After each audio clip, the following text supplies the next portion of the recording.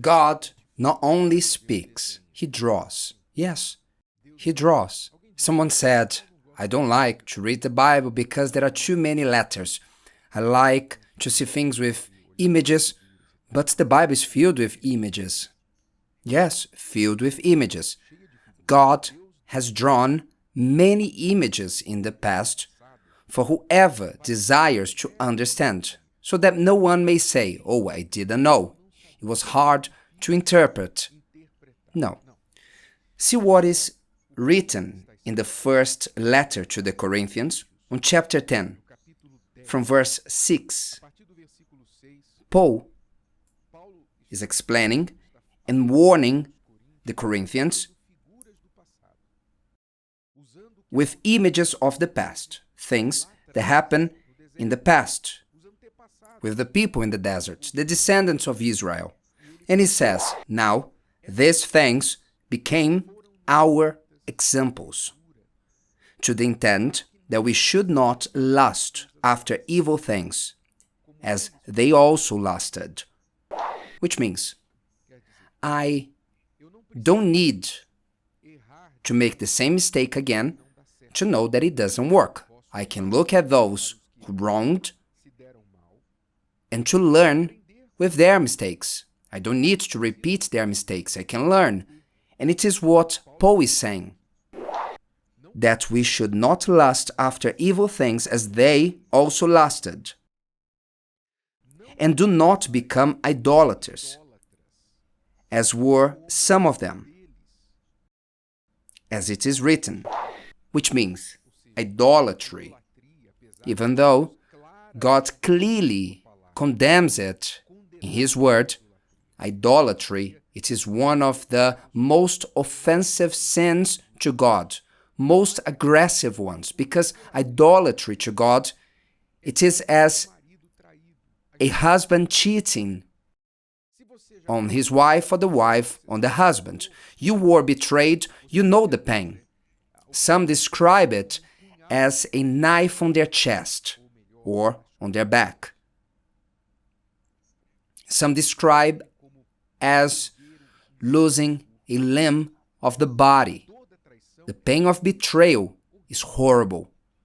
And idolatry is a pain as the one of betrayal for God. Because literally is as if a person were exchanging the real God for a fake God. An image of wood, paper, plaster, a lucky charm around their neck, a horoscope sign, a stone, a crystal, an entity.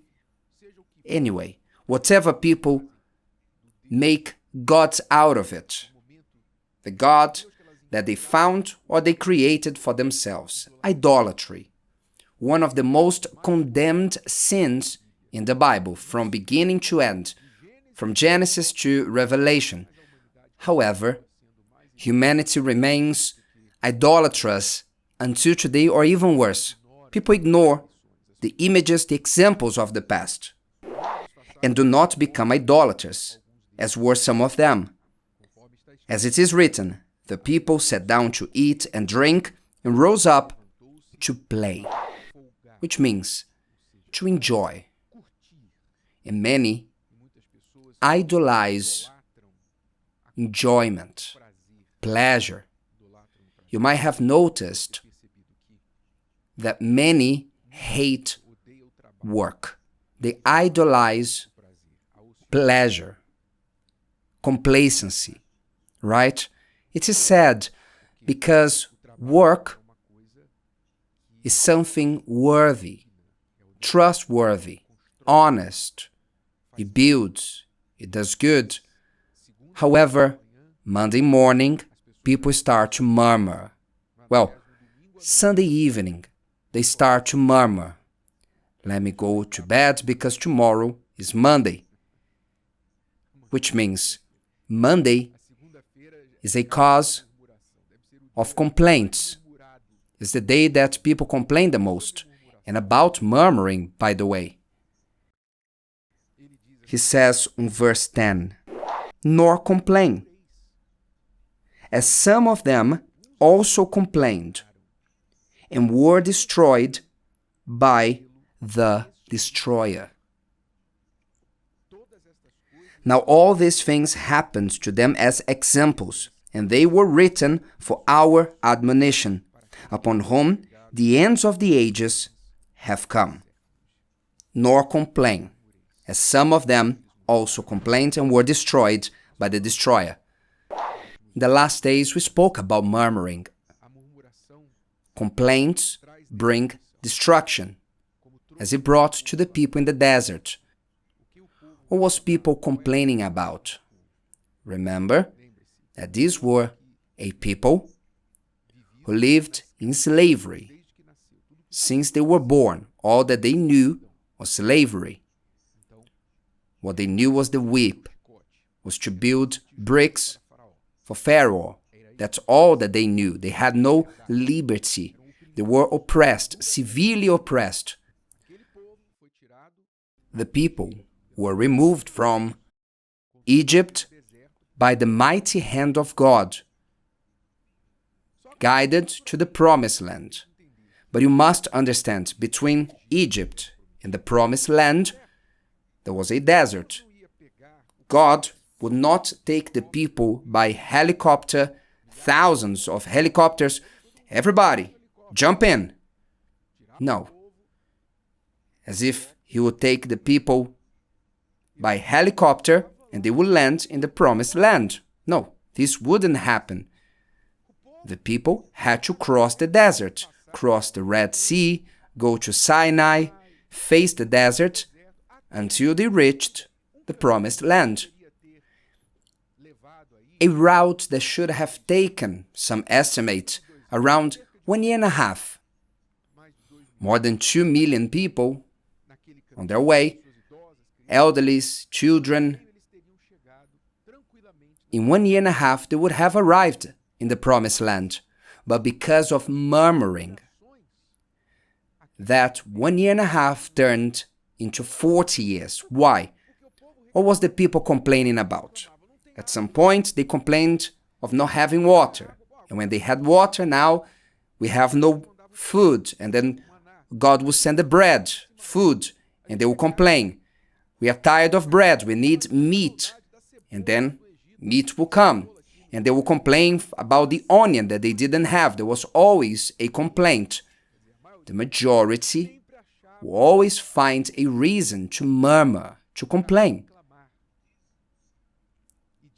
And the psalm says, I even would like to read this psalm that speaks about this complaint. Psalm 106, verses 24 and 25. It says, Then they despised the pleasant land. They did not believe his word, but complained in their tents and did not heed the voice of the Lord, which means murmuring is a lack of faith.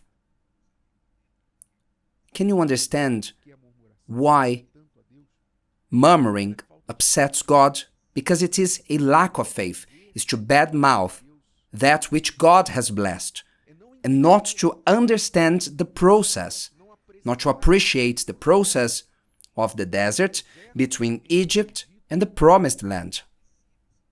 You don't appreciate, you don't understand that between the place you are and where you want to get, you will have to go through the desert, the fights. And there's no great victory without great fights. There's no great testimony without a great suffering. So you must watch over your mouth for you not to become this person who will bring the destroyer to their lives. Watch over your mouth, not to complain, to be murmuring. Naturally, be pouring out discontentment. Why is this? Why is that? Pay close attention. In this world, we will never see everything according to our taste. Things will never be 100% according to what we want. Never, because this world is flawed. There are people in this world, including us, who are flawed. We are flawed. We are the reason why others murmur. You are the reason why others are complaining. I am the reason for some to complain. So we will never have a world where everything will be 100% well and there will be nothing to complain about. If this reality happened in this world, someone would complain for the lack of problems. Everything's so calm. Everything's at peace. Something must happen. Some problem. Let's break something. So people will complain. Some will complain because of peace. That's it. So follow a rule for your life. If you cannot do anything about what you are complaining about, then close your mouth. As you can do nothing about it, I can do nothing about the heat outside, so I won't complain about it. The rain, I cannot do anything about it, so I'll close my mouth. The country, I cannot do anything about the country. Part of being a better citizen, and every 2 years, 4 years, to choose my representatives well. There's not much else I can do. And pray, maybe. But a part of this, to be complaining, murmuring, I will only attract the destroyer to my life. I will provoke God. Once again, I leave this word for you. 1 Corinthians 10:10. Easy to remember. Nor complain as some of them also complained and were destroyed by the destroyer. If you want to prevail and not perish, close your mouth, stop complaining. Instead of murmuring, pray, ask God, and think, what can you say that is good? And if there's nothing good to talk about, if you can't find anything good to speak about, then silence is golden. If today's video helped you and you know someone that could benefit from it, share it with them, and if you haven't subscribed to the channel, you may do so now. See you later.